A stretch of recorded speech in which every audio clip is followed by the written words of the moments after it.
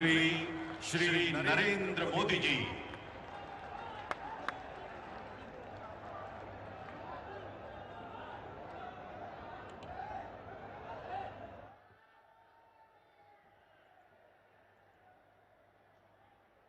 भारत माता की,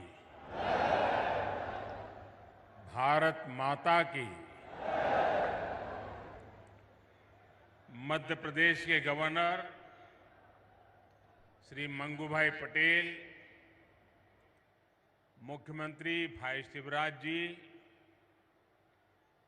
केंद्रीय मंत्रिमंडल के मेरे सहयोगीगण, पंचायती राज मंत्रालय का नेतृत्व कर रहे भाई गिरिराज जी, विधायकगण, सांसदगण, अन्य सभी महानुभाव और बड़ी संख्या में यहां पधारे मेरे प्यारे भाइयों और बहनों, रीवा की इस ऐतिहासिक धरती से मैं मां विंध्यवासिनी को प्रणाम करता हूं। ये धरती शूरवीरों की है, देश के लिए मर मिटने वालों की है।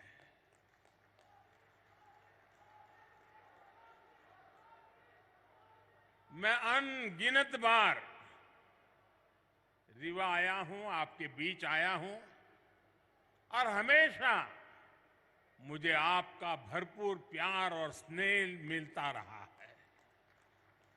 आज भी इतनी बड़ी संख्या में आप सभी लोग हमें आशीर्वाद देने आए हैं।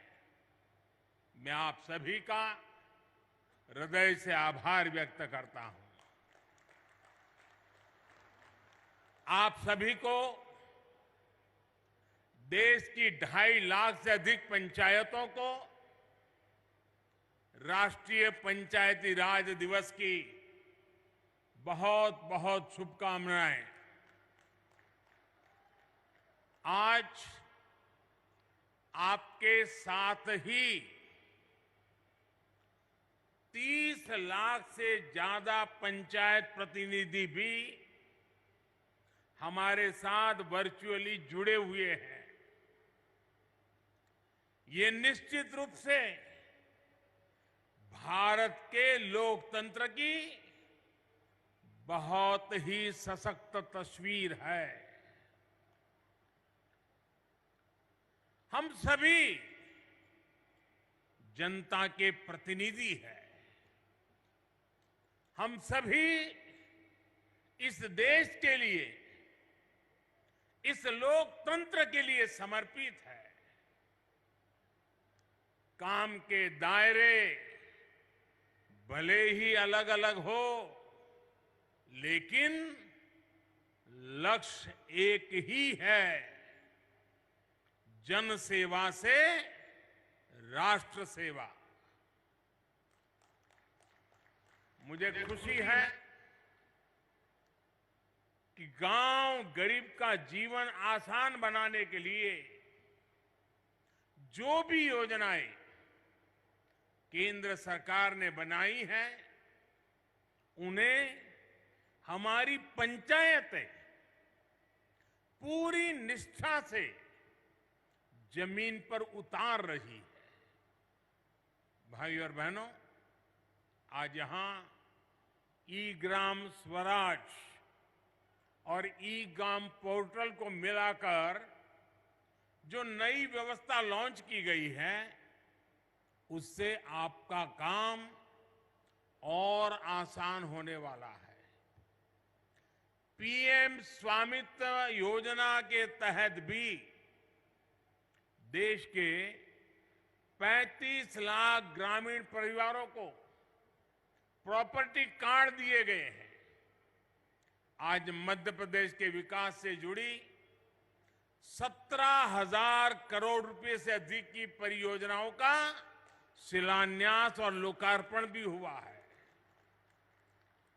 इसमें रेलवे के प्रोजेक्ट्स हैं, गरीबों को पक्के घर के प्रोजेक्ट्स हैं, पानी से जुड़ी परियोजनाएं हैं, गांव गरीब का जीवन आसान बनाने वाले, रोजगार का निर्माण करने वाले, इन प्रोजेक्ट्स के लिए भी मैं आप सभी को बहुत बहुत बधाई देता हूं। साथियों, आजादी के इस अमृत काल में हम सभी देशवासियों ने विकसित भारत का सपना देखा है और उसे पूरा करने के लिए दिन रात मेहनत कर रहे हैं। भारत को विकसित बनाने के लिए भारत के गांवों की सामाजिक व्यवस्था को विकसित करना जरूरी है। भारत को विकसित बनाने के लिए भारत के गांवों की आर्थिक व्यवस्था को विकसित करना जरूरी है।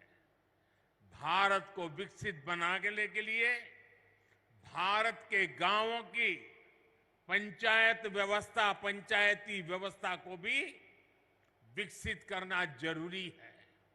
इसी सोच के साथ हमारी सरकार देश की पंचायती राज व्यवस्था को मजबूत करने के लिए लगातार काम कर रही है। पहले की सरकारों ने कैसे पंचायतों से भेदभाव किया और उनसे उल्टा कैसे हम उन्हें सशक्त कर रहे हैं, पंचायतों में सुविधा बढ़ा रहे हैं, ये आज गांव वाले भी देख रहे हैं, देश के लोग भी देख रहे हैं। 2014 के पहले पंचायतों के लिए वित्त आयोग का अनुदान 17,000 करोड़ रुपए से भी कम था। आंकड़ा याद रखोगे आप? आंकड़ा याद रखोगे? कुछ आप बताओगे तो मुझे पता चलेगा। याद रखोगे? 14 के पहले 17,000 करोड़ से कम।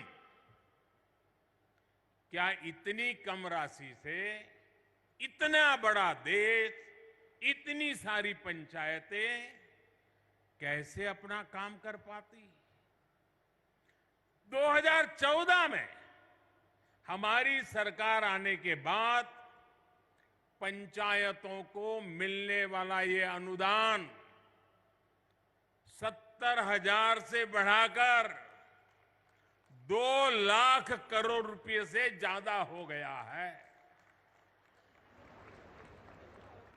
आप बताएंगे मैंने कितना बताया? पहले कितना था, अब कितना हुआ?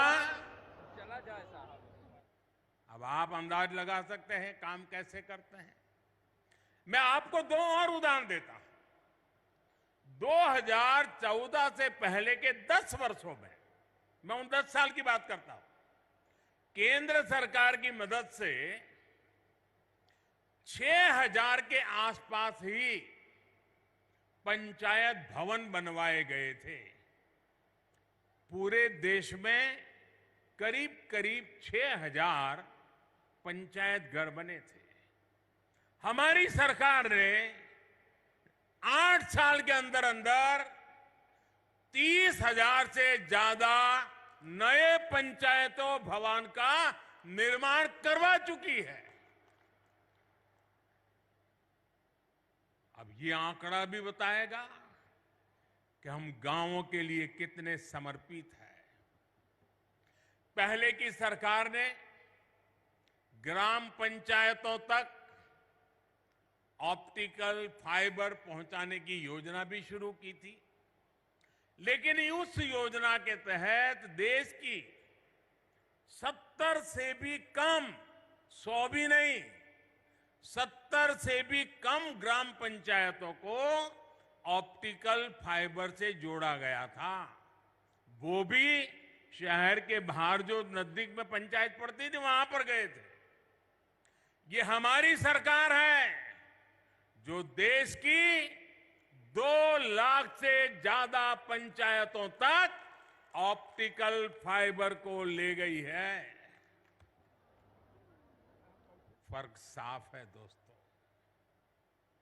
आजादी के बाद की सरकारों ने कैसे भारत की पंचायती राज व्यवस्था को ध्वस्त किया, मैं इसके विस्तार में नहीं जाना चाहता। जो व्यवस्था आजादी के भी सैकड़ों वर्ष, हजारों वर्षों पहले से थी, उसी पंचायती राज व्यवस्था पर आजादी के बाद भरोसा ही नहीं किया गया। पूज्य बापू कहते थे, भारत की आत्मा गांवों में बसती है, लेकिन कांग्रेस ने गांधी के विचारों को भी अनसुना कर दिया। 90 के दशक में पंचायती राज के नाम पर खानापूर्ति जरूर की गई, लेकिन फिर भी पंचायतों की तरफ वो ध्यान नहीं दिया गया जिसकी जरूरत थी। साथियों, 2014 के बाद से देश ने अपनी पंचायतों के सशक्तिकरण का बीड़ा उठाया है और आज इसके परिणाम नजर आ रहे हैं। आज भारत की पंचायतें गांवों के विकास की प्राणवायु बनकर उभर रही है। ग्राम पंचायतें गांव की आवश्यकता के अनुसार गांव का विकास करें, इसके लिए ग्राम पंचायत विकास योजना बनाकर काम किया जा रहा है। साथियों, हम पंचायतों की मदद से गांवों और शहरों के बीच की खाई को भी लगातार कम कर रहे हैं।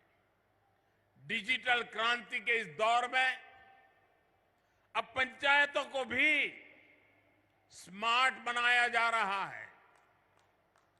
आज पंचायत स्तर पर योजनाएं बनाने से लेकर उन्हें लागू करने तक में टेक्नोलॉजी का भरपूर इस्तेमाल हो रहा है। जैसे आप लोग अमृत सरोवर पर इतना काम कर रहे हैं, इन अमृत सरोवरों के लिए जगह चुनने में, काम पूरा करने में हर स्तर पर टेक्नोलॉजी का खूब इस्तेमाल हुआ है। आज यहां ई Gram Swaraj GeM integrated portal का शुभारंभ भी किया गया है। इससे पंचायतों के माध्यम से होने वाली खरीद की प्रक्रिया सरल और पारदर्शी बनेगी। इससे अब पंचायतों को कम कीमत में सामान मिलेगा और स्थानीय छोटे उद्योगों को भी अपना सामान बेचने का एक सशक्त माध्यम मिल जाएगा।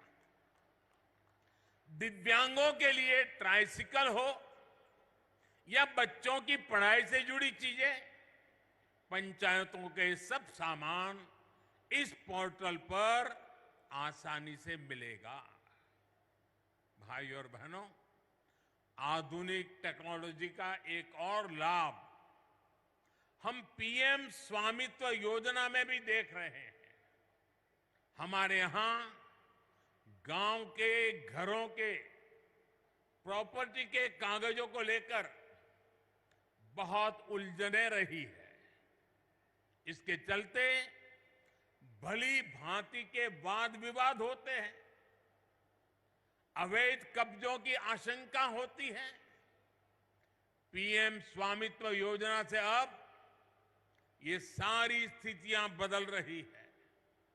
आज गांव-गांव में ड्रोन टेक्नोलॉजी से सर्वे हो रहा है, मैप बन रहे हैं। इसके आधार पर बिना किसी भेदभाव के कानूनी दस्तावेज लोगों के हाथ में सौंपे जा रहे हैं। अभी तक देश भर में 75,000 गांवों में प्रॉपर्टी कार्ड देने का कार्य पूरा हो चुका है और मुझे खुशी है कि मध्य प्रदेश की सरकार इसमें बहुत बेहतरीन काम कर रही है। साथियों, मैं कई बार सोचता हूं कि छिंदवाड़ा के जिन लोगों पर आपने लंबे समय तक भरोसा किया, वो आपके विकास को लेकर, इस क्षेत्र के विकास को लेकर इतना उदासीन क्यों रहे? इसका जवाब कुछ राजनीतिक दलों की सोच में है। आजादी के बाद जिस दल ने सबसे ज्यादा समय तक सरकार चलाई, उसने ही हमारे गांवों का भरोसा तोड़ दिया। गांव में रहने वाले लोग, गांव के स्कूल, गांव की सड़कें, गांव की बिजली, गांव में भंडारण के स्थान, गांव की अर्थव्यवस्था, कांग्रेस शासन के दौरान सबको सरकारी प्राथमिकताओं में सबसे निचले पायदान पर रखा गया। भाइयों और बहनों, देश की आधी से ज्यादा आबादी जिन गांवों में रहती है, उन गांवों के साथ इस तरह सौतेला व्यवहार करके देश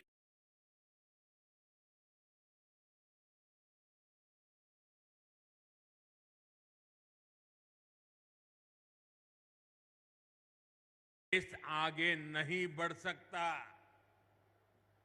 इसलिए घर बने हैं, उसमें से 3 करोड़ से अधिक घर गांव में ही तो बने हैं। और इसमें भी बड़ी बात यह है कि इन ज्यादातर घरों में मालिकाना हक हमारी बहनों, बेटियों, माताओं का भी है। हमारे यहां एक ऐसी ट्रेडिशन चली, घर हो तो पुरुष के नाम पर, दुकान हो पुरुष के नाम पर, गाड़ी हो पुरुष के नाम पर, खेत हो पुरुष के नाम पर, महिलाओं के नाम पर कुछ होता ही नहीं था। हमने ये रिवाज बदला है और मालिकाना हक हमारी माताएं, बहनें, बेटियां बने। साथियों, भाजपा की सरकार ने देश की करोड़ों महिलाओं को घर की मालकिन बनाया है। और आप जानते हैं, आज के समय में पीएम आवास का हर घर लाख रुपए से भी ज्यादा कीमत का होता है। यानी भाजपा ने देश में करोड़ों दीदी को लखपति दीदी बनाया है। मैं इन सभी लखपति दीदियों को प्रणाम करता हूं।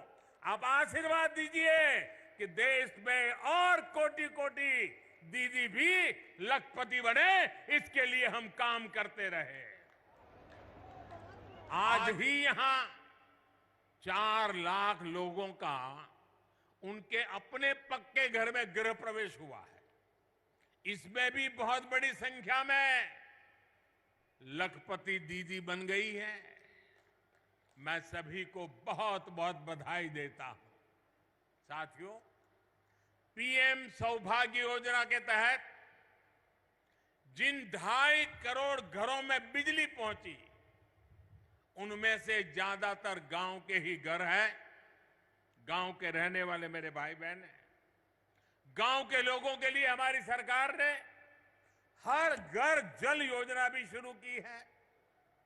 सिर्फ 3-4 साल में इस योजना की वजह से देश के 9 करोड़ से अधिक ग्रामीण परिवारों को घर में नल से जल मिलने लगा है।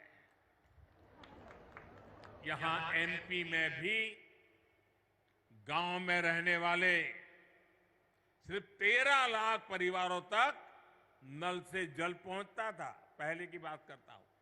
आज एमपी के गांवों में करीब करीब 60 लाख घरों तक नल से जल पहुंचने लगा है।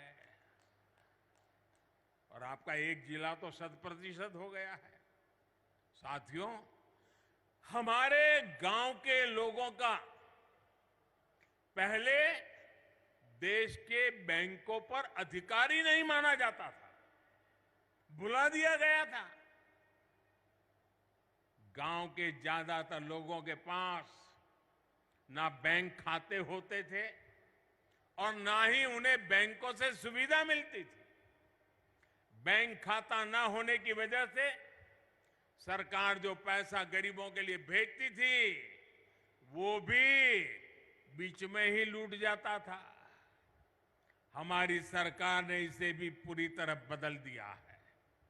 हमने जनधन योजना चलाकर गांव के 40 करोड़ से ज्यादा लोगों के बैंक खाते खुलवाए। हमने इंडिया पोस्ट पेमेंट बैंक के माध्यम से पोस्ट ऑफिस का उपयोग करके गांवों तक बैंकों की पहुंच बढ़ाई। हमने लाखों बैंक मित्र बनाए, बैंक सखियों को प्रशिक्षित किया। आज इसका प्रभाव देश के हर गांव में नजर आ रहा है। देश के गांवों को जब बैंकों की ताकत मिली है तो खेती किसानी से लेकर व्यापार कारोबार तक सब में गांव के लोगों की मदद हो रही है। साथियों, पहले की सरकारों ने भारत के गांवों के साथ एक और बड़ा अन्याय किया था। पहले की सरकारें गांव के लिए पैसे खर्च करने से बचती थी। गांव अपने आप में कोई वोट बैंक तो था ही नहीं, इसलिए उन्हें नजरअंदाज किया जाता था। गांव के लोगों को बांटकर कई राजनीतिक दल अपनी दुकान चला रहे थे। भारतीय जनता पार्टी ने गांवों के साथ हो रहे इस अन्याय को भी समाप्त कर दिया है। हमारी सरकार ने गांवों के विकास के लिए भी तिजोरी खोल दी। आप देखिए, हर घर जल योजना पर 3.5 लाख करोड़ रुपए से ज्यादा खर्च किया जा रहा है। पीएम आवास योजना पर भी लाखों करोड़ रुपए खर्च किए जा रहे हैं। दशकों से अधिक अधूरी पड़ी सिंचाई परियोजनाओं को पूरा करने के लिए 1 लाख करोड़ रुपए खर्च किए जा रहे हैं। पीएम ग्रामीण सड़क योजना पर भी हजारों करोड़ रुपए खर्च किए जा रहे हैं। पीएम किसान सम्मान निधि के तहत भी सरकार ने करीब करीब 2.5 लाख करोड़ रुपए सीधे किसानों के बैंक खातों में भेजे हैं। यहां एमपी के लगभग 90 लाख किसानों को भी 18,500 करोड़ रुपए इस योजना के तहत मिले हैं। इस निधि से रीवा के किसानों को भी करीब करीब 500 करोड़ रुपया मिले हैं। हमारी सरकार ने जो एमएसपी बढ़ाई है उससे भी गांवों में हजारों करोड़ रुपए अतिरिक्त पहुंचे हैं। कोरोना के इस काल में पिछले 3 साल से हमारी सरकार गांव में रहने वाले गरीबों को मुफ्त राशन दे रही है। गरीब कल्याण की इस योजना पर भी 3 लाख करोड़ रुपए से अधिक खर्च किए जा रहे हैं। साथियों, जब गांव में विकास के इतने काम होते हैं, जब इतना सारा पैसा खर्च होता है, तो गांव में रोजगार के अवसर भी बनते हैं। गांव में रोजगार, स्वरोजगार को गति देने के लिए गांव के लोगों को गांव में ही काम देने के लिए केंद्र सरकार मुद्रा योजना भी चला रही है। मुद्रा योजना के तहत लोगों को बीते वर्षों में 24 लाख करोड़ रुपए की मदद दी गई है। इससे गांवों में भी करोड़ों लोगों ने अपना रोजगार शुरू किया है। मुद्रा योजना की बहुत बड़ी लाभार्थी भी हमारी बहनें हैं, बेटियां हैं, माताएं हैं। हमारी सरकार की योजनाएं किस तरह गांव में महिला सशक्तिकरण कर रही है, गांव में महिलाओं को आर्थिक रूप से सशक्त कर रही है, उसकी चर्चा आज हर तरफ है। बीते 9 साल में 9 करोड़ महिलाएं सेल्फ हेल्प ग्रुप में शामिल हुई है। यहां मध्य प्रदेश में भी 50 लाख से ज्यादा महिलाएं स्वयं सहायता समूह से जुड़ी है। हमारी सरकार में हर स्वयं सहायता समूह को बिना बैंक गारंटी 20 लाख रुपए तक का ऋण दिया जा रहा है। कितने ही लघु उद्योगों की कमान अब महिलाएं ही संभाल रही है। यहां तो राज्य सरकार ने हर जिले में दीदी कैफे भी बनाया है। पिछले पंचायत चुनावों में सेल्फ हेल्प ग्रुप से जुड़ी करीब 17,000 बहनें पंचायत प्रतिनिधि के तौर पर चुनी गई है। ये अपने आप में बड़े गर्व की बात है। मैं मध्य प्रदेश की नारी शक्ति को इसके लिए फिर एक बार बहुत बहुत बधाई देता हूं। साथियों, आज यहां आजादी के अमृत महोत्सव में समावेशी विकास का अभियान भी शुरू हुआ है। ये विकसित भारत के निर्माण के लिए सबका प्रयास के भाव को सशक्त करने वाला है। विकसित भारत के लिए देश की हर पंचायत, हर संस्था का प्रतिनिधि, हर नागरिक, हम सबको जुटना होगा। ये तभी संभव है जब हर मूल सुविधा तेजी से 100% लाभार्थी तक पहुंचे, बिना किसी भेदभाव के पहुंचे। इसमें आप सभी पंचायत प्रतिनिधियों की भूमिका बहुत बड़ी है। भाई और बहनों, पंचायतों द्वारा खेती से जुड़ी नई व्यवस्थाओं को लेकर भी जागरूकता अभियान चलाने की जरूरत है।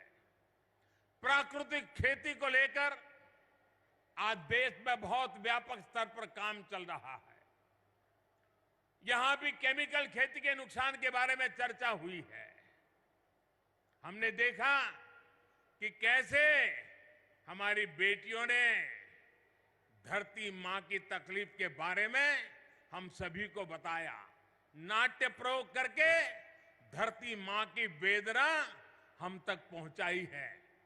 केमिकल वाली खेती से धरती मां का जो नुकसान हो रहा है, बहुत ही आसान तरीके से हमारी इन बेटियों ने सबको समझाया है। धरती की ये पुकार हम सभी को समझनी होगी।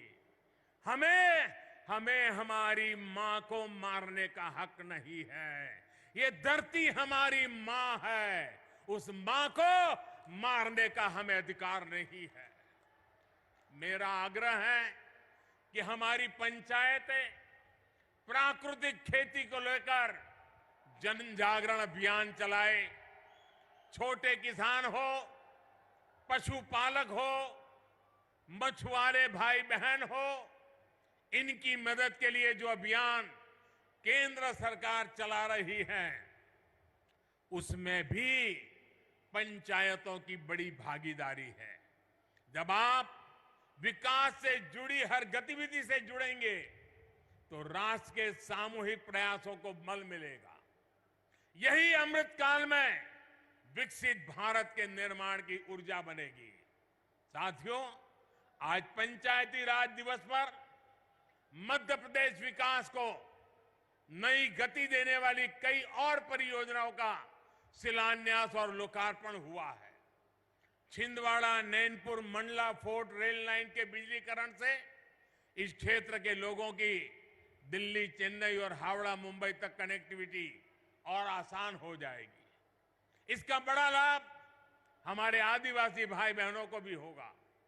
आज छिंदवाड़ा नैनपुर के लिए नई ट्रेनों भी शुरू हुई है। इन नई ट्रेनों के चलने से कई कस्बे और गांव अपने जिला मुख्यालय छिंदवाड़ा, सिवनी से सीधे जुड़ जाएंगे। इन ट्रेनों की मदद से नागपुर और जबलपुर जाना भी आसान हो जाएगा।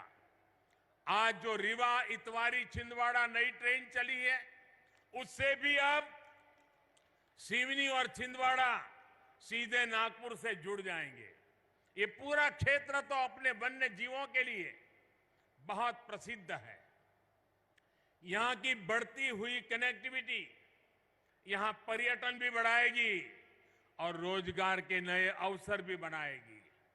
इसका बड़ा लाभ यहां के किसानों को होगा, विद्यार्थियों को होगा, रेलवे के डेली पैसेंजर्स को होगा, छोटे कारोबारी और दुकानदारों को होगा। यानी डबल इंजन की सरकार ने आज आपकी खुशियां भी डबल कर दी है। साथियों, आज मैं आपका एक और बात के लिए आभार व्यक्त करना चाहता हूं। अभी शिवराज जी ने बड़े विस्तार से वर्णन किया कि इस रविवार मन की बात के 100 एपिसोड पूरे हो रहे हैं। आप सभी के आशीर्वाद, आप सभी के स्नेह और आपके योगदान की वजह से ही मन की बात आज इस मुकाम तक पहुंचा है। मध्य प्रदेश के अनेकों लोगों की उपलब्धियों का जिक्र मैंने मन की बात में किया है। यहां के लोगों की लाखों चिट्ठियां और संदेश भी मुझे मिलते रहे हैं। इस बार रविवार को मन की बात में फिर आपसे मिलने के लिए मैं भी बहुत इंतजार कर रहा हूं, क्योंकि सेंचुरी है ना, और हमारे यहां तो सेंचुरी का जरा महत्व ज्यादा ही होता है। आप हर बार की तरह रविवार को अवश्य मेरे साथ जुड़िएगा। इसी आग्रह के साथ मैं अपनी बात समाप्त करता हूं। एक बार फिर आप सभी को पंचायती राज दिवस की अनेक अनेक शुभकामनाएं देता हूं। बहुत बहुत धन्यवाद। भारत माता की, भारत माता की, भारत माता की। बहुत बहुत धन्यवाद माननीय प्रधानमंत्री श्री नरेंद्र मोदी जी। आपके साथ साथ मंच पर आसीन माननीय राज्यपाल महोदय, माननीय मुख्यमंत्री महोदय,